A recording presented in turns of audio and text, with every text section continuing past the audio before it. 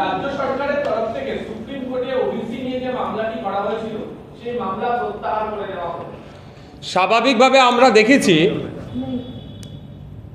যে ওবিসি নিয়ে বিজেপির কি ভূমিকা ছিল।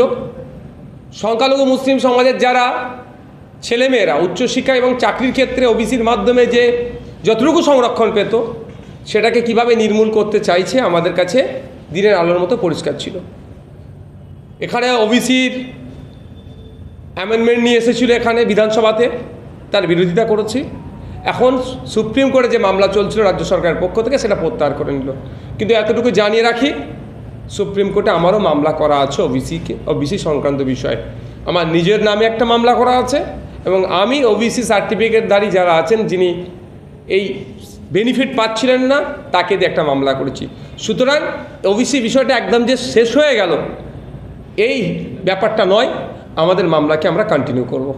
আর একটা প্রশ্ন হচ্ছে যে তাসলিমা নাসরিন তিনি পশ্চিমবঙ্গে আসতে চলেছেন, 1 আগস্ট তিনি আসবেন, এটা নিয়ে আপনাদের প্রতিক্রিয়া? দেখুন, ব্যাপারটা হচ্ছে তৃণমূল কংগ্রেসকে পরাজিত করার জন্য বিজেপি যে ইশতেহার বা যে ফানুস উড়িয়েছিলেন, যে বক্তব্য দিয়েছিলেন সেগুলো বাস্তবায়ন করতে পারছে না।